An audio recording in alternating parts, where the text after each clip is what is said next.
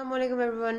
हम bio statistics कर रहे थे और हम उसमें अब अगला टॉपिक करते हैं जो कि है किस तरह से हम डाटा पे कुछ मेजरमेंट्स अप्लाई कर सकते हैं। अभी तो हमने पिछले जो टॉपिक था उसमें मैंने बताया था वो ही डाटा को हम प्रेजेंट किन चीज़ों से करते हैं, ठीक है। क्वालिटेटिव क्वांटिटेटिव डाटा कैसे प्रेजेंट होता है। अब हम करेंगे कि कौन कौन से मेजर्स हैं जो हम उस पर अप्लाई करते हैं, किस किस तरह से हम डाटा को एनालाइज कर सकते हैं, उसकी समरी बना सकते हैं, उसमें से एवरेज निकाल सकते हैं। What are the measures. सबसे पहला जो भी हम करेंगे वो है दो तरह की बेसिकली चीज़ें होती हैं। एक मेजर्स ऑफ सेंट्रल टेंडेंसी होते हैं और दूसरे मेजर्स ऑफ डिस्पर्शन होते हैं। सेंट्रल टेंडेंसी से मुराद ही नज़र आ रही है हमें कि ये हमें एक एवरेज, एक सेंट्रल वैल्यू एक पूरे डाटा में से निकाल के बता देंगे, ठीक है। कि इसमें मोस्ट कॉमनली अकरिंग चीज़ क्या है या इसमें से कोई ऐसी चीज़ जो इस सारे डाटा को प्रेजेंट कर दे वो क्या होगी, वो मेजर्स ऑफ सेंट्रल टेंडेंसी से पता चल जाएगी। और जो मेजर्स ऑफ डिस्पर्शन होते हैं वो डिफरेंट होते हैं, वो मैं आपको बाद में बताऊंगी।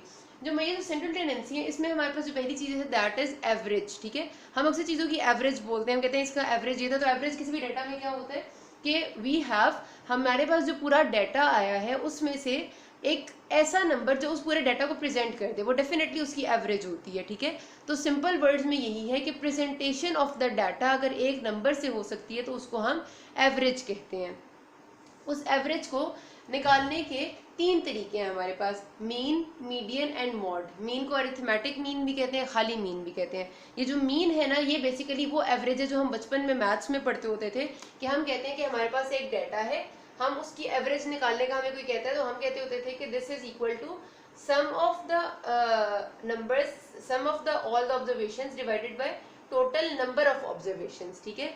दिस इज सिग्मा साइन जो सम के लिए इस्तेमाल हुआ है। एक्स मेरा मतलब है कि सारी ऑब्जर्वेशंस को मैं प्लस करूंगी और उसके बाद टोटल नंबर ऑफ ऑब्जर्वेशन से मैं डिवाइड करूंगी। जैसे अगर मेरे पास ये डाटा है तो मैं इसमें सारों को प्लस करूं तो 2 2 4 एंड 2 10 हो गया, फिर 5 4 और 6 15 हो गया। तो 15 एंड 10 25 मेरे पास आ जाएगा सम ऑफ ऑब्जर्वेशन। और नंबर कितना है इनका, 1 2 3 4 5 6 7, 4 5 6 7, ये डिवाइड कर दूंगी। अब मेरे पास जो भी रिजल्ट आएगा डेफिनेटली पॉइंट्स में कुछ आएगा वो मेरा मीन होगा, ठीक है। That will be my mean value.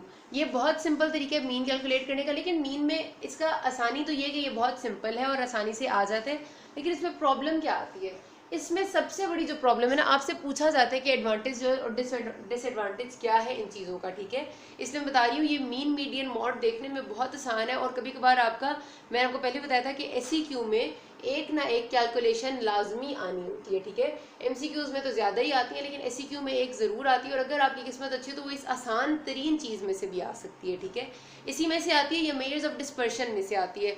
ज़्यादा मुश्किल वो आपसे नहीं पूछते तो इनको आप फिंगर टिप्स पे कर लें क्योंकि ये 1 सेकंड भी नहीं लगेगा और आपका पूरा सवाल हल हो जाता है इसमें, ठीक है।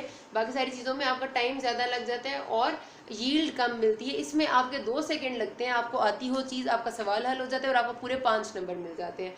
तो मीन क्या है, sum of observation divided by number of observation. फायदा क्या है, आसानी से कैलकुलेट हो जाती है।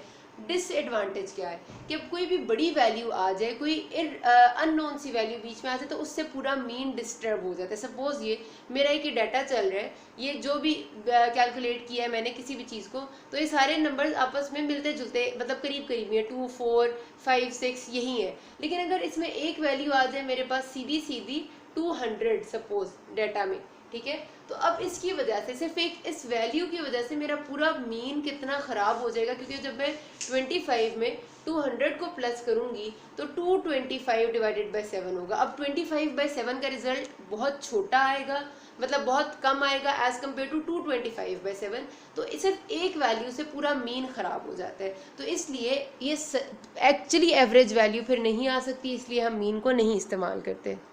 ओके गाइस, तो ये हो गया हमारा मीन, ठीक है। फिर मीडियन क्या है, मीडियन ये है कि हमने सिंपली एक काम ये करना है कि जो आपकी सेंट्रल वैल्यू है ना डाटा में से, आपने उसको उठा लेना है। अब सेंट्रल वैल्यू कैसे पता चले डाटा में कौन सी है, ठीक है। जो भी आपके पास डाटा है, मीडियन फाइंड करने के लिए सबसे पहले आप उसको एक ऑर्डर में अरेंज कर लेते हैं। आइदर आप उसको असेंडिंग ऑर्डर में अरेंज करें या डिसेंडिंग में अरेंज करें। सपोज मेरा यही डाटा है, 200 को छोड़ देते हैं, ठीक है, 200 नहीं है, बाकी मेरा डाटा है, उसको मैं सबसे पहले एक असेंडिंग ऑर्डर में अरेंज करूंगी, 2 2 2 4 4 5 एंड 6, ठीक है। ये हो गया छोटे से बड़े के ऑर्डर में मैंने इसको अरेंज कर लिया। अब अगर मैं इसको गिनूंगी कि इसमें कितने एलिमेंट्स हैं, 1 2 3 4 5 6 7, 7 एलिमेंट्स है ना, तो मतलब ऑड नंबर है ये मेरे पास, 7 इज एन ऑड नंबर। अगर ऑड नंबर है आपके, मतलब नंबर ऑफ एलिमेंट्स ऑड है, तो उसमें जो सेंटर मोस्ट एलिमेंट होगा वो आपका मीडियन होगा। इसमें इधर से 3 छोड़ के, इधर से 3 छोड़ के, ये मेरा सेंट्रल एलिमेंट बन रहा है 4, तो 4 will be median in this case, ठीक है। और अगर आपका जो नंबर ऑफ ऑब्जर्वेशन है टोटल वो इवन है, सपोज यहाँ एक और 6 था, तो मेरे पास ये इवन होगी, 8 नंबर ऑफ ऑब्जर्वेशन है। इस केस में मेरी कोई सेंट्रल वैल्यू नहीं होगी, 4 इधर है तो 4 इधर है। इसमें मैं क्या करूँगी, जो 2 सेंटर में आ रहे हैं उन दोनों को प्लस करके 4 + 4 डिवाइडेड बाई 2 कर दूंगी, ठीक है। तो 8 डिवाइडेड बाई 2 तो 4, तो आंसर फिर भी मेरा 4 ही आ जाएगा। तो इवन नंबर होगा तो आपने सेंट्रल पहले ऑर्डर में अरेंज करना है, अरेंज करना ज़रूरी है। रिमेंबर मीडियन में स्टूडेंट्स, इतनी सिंपल सी चीज़ होती है लेकिन ये स्टेप भूल के अरेंज जल्दी में नहीं करते। वो देखते हैं यार सवाल मीडियन का है, उफ इंतहाई आसान है, डाटा पकड़ते हैं, पढ़ा हुआ है, उसे वहीं पर देखा, उसमें से सेंट्रल वैल्यू निकाली और चले गए। यार इतनी बड़ी ब्लंडर मार दिया आपने कि आपने अपना सारा क्वेश्चन गलत कर दिया जिसके आपको मुफ्त के नंबर मिल रहे थे। याद रखने कि इसको ऑर्डर में अरेंज करना ज़रूरी है। मैं बात पे इसलिए स्ट्रेस दे रही हूँ क्योंकि स्टूडेंट्स ऐसे करते हैं, ठीक है। तो आपने सबसे पहले इसको ऑर्डर में अरेंज करके, अगर ऑड है तो सेंट्रल वैल्यू, अगर इवन है तो सेंट्रल वाली 2 को प्लस करके वैल्यू निकाली, दिस इज योर मीडियन, ठीक है। इसमें फ़ायदा क्या है, इसमें फ़ायदा ये होता है हमारे पास कि ये भी बहुत इजीली आ जाता है, इसमें कोई प्रॉब्लम नहीं होती है हमारे लिए। और इसमें ये भी अच्छी बात होती है कि इसकी ये जो है ना, कोई बहुत एब्रप्ट या कोई एबनॉर्मल वैल्यू अगर डाटा में आ रही है तो मीडियन को इफेक्ट नहीं करती। सपोज अब मैं यहीं पर बात अगर करूँ कि मेरे पास यहाँ पर वही 200 होगा, तो वो 200 एक एबनॉर्मल वैल्यू है डाटा में, तो वो 200 यहाँ पर हमारा बिल्कुल एंड में आएगा। तो उसके एंड में आने से मेरा मीडियन इफेक्ट नहीं होगा क्योंकि मीडियन मेरी सेंट्रल वैल्यू होगी। तो मीडियन कभी भी आपकी इस तरह की वैल्यूज से इफेक्ट नहीं होता। तो फिर इसका कोई डिसएडवांटेज भी होगा, डेफिनेटली सारा का सारा अच्छा तो नहीं हो सकता। तो इसका जो डिसएडवांटेज है वो ये है कि डेफिनेटली हमारा ये उस तरह से ट्रूथ्स नहीं बता सकता, क्योंकि अगर आपकी सपोज करते हैं कि शुरू की वैल्यूज़ जो है वो बहुत एक जैसी थी, फिर अचानक से वो चेंज होगी, तो जाहिर सी बात है कि it can not show the actual result जो हो रहा है अगर वैल्यूज़ बहुत एब्रप्ट है तो बहरहाल ये मीडियन था। हमसे कोई इतना बस आपको करना कैलकुलेट आ जाए, ये भी बड़ी बात है। मॉड क्या होता है, mod is simply the most frequently occurring value in any data. कोई भी डाटा है उसमें जो सबसे ज़्यादा दफ़ा रिपीट हो रही है वैल्यू वो मॉड होती है। सपोज मेरा यही डाटा है तो इसमें मैं देखूंगी सबसे ज़्यादा क्या चीज़ रिपीट हो रही है। अब आप नज़र ही मारें इस पर तो आपको नज़र आ रहा है कि 2 जो है वो 1, 2 और 3 दफ़ा रिपीट हुआ है, और कोई भी चीज़ 3 दफ़ा रिपीट नहीं हुई तो मेरा इसमें मॉड जो है वो 2 हो जाएगा, ठीक है। इस पूरे डाटा का मॉड 2 होगा। अब इसमें भी क्या है कि ये इसकी जो फ़ायदा है हमें कि ये बहुत आसान है और इससे हमें एक्सट्रीम आइटम से यानी 200 जैसी कोई आइटम आ जाएगी तो फ़र्क नहीं पड़ेगा।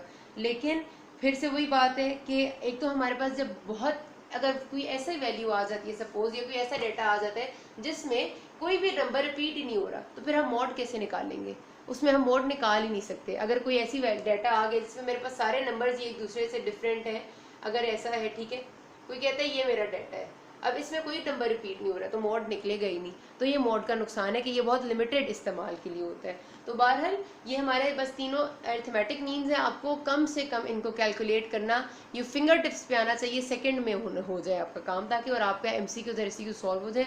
इसको बहुत अच्छे से कर लेना। किसी को कोई भी मसला होगा आपसे मुझसे पूछ सकते हैं। अगली वीडियो में I tell you measures of dispersion. Thank you.